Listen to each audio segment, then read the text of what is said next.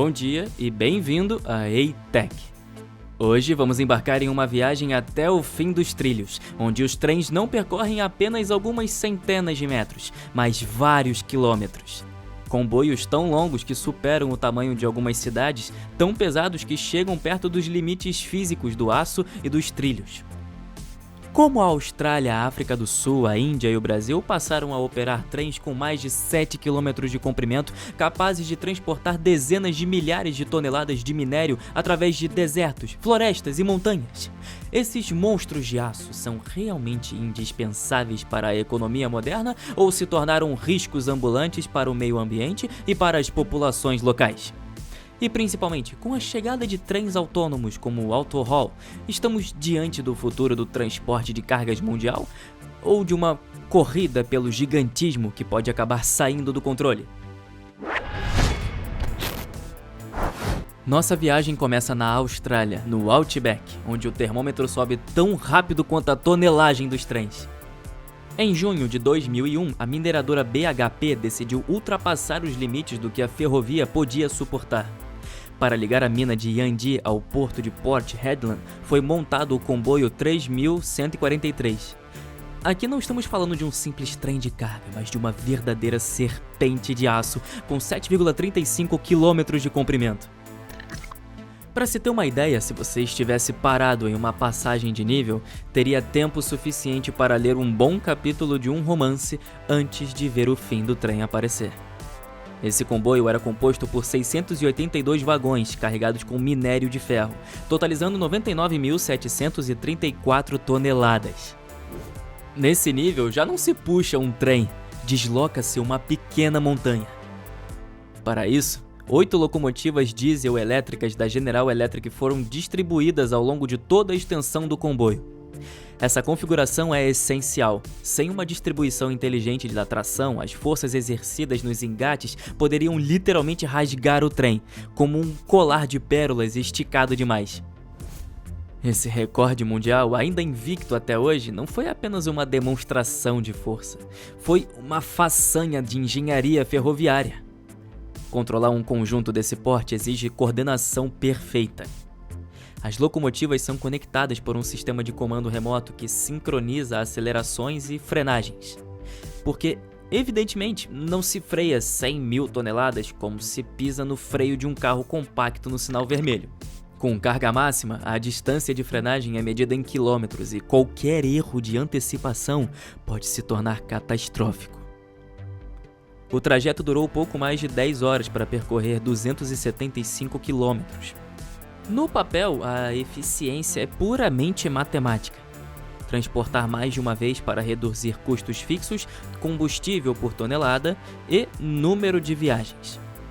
Mas a contrapartida é clara. Qualquer incidente técnico em um único vagão pode paralisar toda a linha e bloquear uma parte do deserto australiano por horas, ou até por um dia inteiro.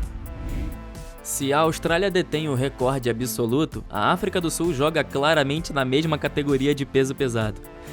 Na linha Chincheng-Saldanha, com 861 km de extensão, a empresa pública Transnet opera o que, sem exagero, pode ser chamado de trens monstro. Já em 1989, um comboio experimental de 7,1 km, composto por 660 vagões, chamou a atenção.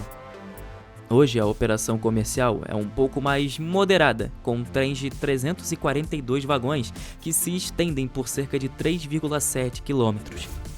Esse é o cotidiano dessa linha que atravessa paisagens semiáridas por centenas de quilômetros.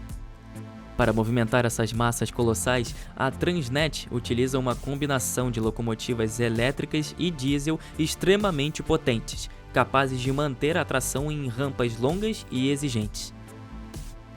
Cada trem transporta em média 31.000 toneladas de minério de ferro, uma carga pensada para corresponder quase exatamente à capacidade dos navios graneleiros gigantes que aguardam no porto de Saldanha Bay. O aspecto quase absurdo da situação é que esses trens às vezes são tão longos que parecem ter seu próprio clima. A frente do comboio pode atravessar uma área de chuva, enquanto a cauda ainda segue sob sol escaldante. Mas por trás dessa imagem curiosa, existe uma realidade econômica implacável. A África do Sul precisa exportar em grande escala para se manter competitiva diante dos gigantes australiano e brasileiro. O transporte ferroviário não é uma opção, é uma necessidade estratégica. Qualquer atraso lógico se reflete imediatamente nas cadeias globais de suprimento e em contratos que valem milhões de dólares. Na Índia, a lógica é diferente, mas o resultado é igualmente impressionante. O país possui uma das redes ferroviárias mais densas e movimentadas do mundo, com prioridade histórica ao transporte de passageiros. Para levar o carvão necessário às usinas termoelétricas sem sobrecarregar ainda mais a malha, os engenheiros indianos optaram por uma solução pragmática: unir vários trens em um só. Em agosto de 2022, para celebrar os 75 anos da independência, o país lançou o Super Vasuki. Esse comboio de 3,5 quilômetros transporta 27 mil toneladas de carvão, o equivalente ao consumo diário de uma usina termoelétrica de porte médio. Com seus 295 vagões, o Super Vasuki leva quase 10 minutos para passar completamente por uma plataforma de estação. Para o povo local, a espera se transforma em uma experiência quase meditativa. Para tornar isso possível, a Índia precisou adaptar profundamente sua infraestrutura, especialmente com a criação de corredores exclusivos de carga. Essas linhas evitam os conflitos constantes entre trens de passageiros e de mercadorias. O desafio também é climático. O calor extremo dilata os trilhos, e o carvão, pesado e abrasivo, exige manutenção reforçada. Aqui, o gigantismo não é luxo tecnológico, mas resposta direta a uma demanda energética colossal. Menos espetacular que um trem de alta velocidade, sem dúvida, mas absolutamente vital para manter funcionando fábricas, hospitais e os aparelhos de ar-condicionado de centenas de milhões de lares. No Brasil, a grandiosidade ferroviária tem nome: Estrada de Ferro Carajás. Operada pelo grupo minerador Vale, essa linha transporta um dos minérios de ferro mais puros do mundo, do interior da Amazônia até o Oceano Atlântico. Os trens ali medem, em média, 3,3 quilômetros, com 330 vagões carregados ao máximo. É um fluxo quase contínuo que atravessa áreas ecologicamente sensíveis. Mas por trás do desempenho logístico existe uma realidade social muito mais complexa. Para as comunidades locais, esses trens são frequentemente percebidos como um muro móvel. Atravessar a linha para ir ao trabalho, à escola ou ao mercado vira um exercício de paciência. Se você chega justamente quando o comboio começa a passar, tem tempo suficiente para preparar um café e às vezes até para tomá-lo com calma. As vibrações repetidas podem fragilizar as moradias mais simples, e a poeira do minério acaba cobrindo tudo ao redor. Do ponto de vista industrial, a linha de Carajás é uma máquina de gerar receita indispensável. Do ponto de vista humano, ela ilustra perfeitamente as tensões entre desempenho econômico e qualidade de vida. Frear um trem desse porte exige uma distância tão grande que, quando surge um obstáculo, o maquinista simplesmente não tem margem imediata de manobra. O gigantismo ferroviário mostra aqui seus limites mais concretos. Para encerrar, voltamos à Austrália, onde o futuro desses gigantes já circula, sem condutor. Em 2018, a Rio Tinto lançou o AutoHaul, a primeira rede ferroviária de carga totalmente autônoma do mundo.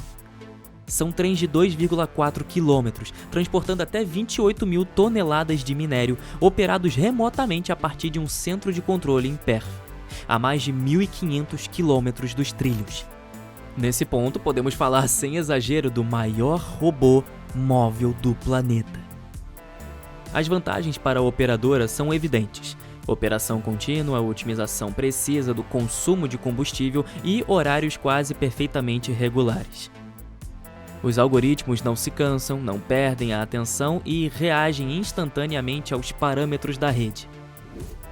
O projeto custou mais de $1 bilhão, mas os ganhos em produtividade e segurança são consideráveis. também marca o fim de uma era para os maquinistas do Outback, substituídos por telas, sensores e linhas de código. O gigantismo ferroviário encontrou um novo aliado: a automação. Amanhã, esses trens poderão se tornar ainda mais longos, mais pesados e mais frequentes, enquanto a economia mundial continua demandando minério, carvão e matérias-primas em grande escala. A verdadeira questão talvez já não seja até onde esses trens podem ir, mas até onde estamos dispostos a aceitar suas consequências. Assim, encerramos esta análise. Obrigado por acompanhar até o final. Se você gostou do vídeo, não deixe de curtir e compartilhar sua opinião nos comentários. Novos episódios chegam muito em breve, então inscreva-se no canal e ative o sininho para não perder nada. Até a próxima!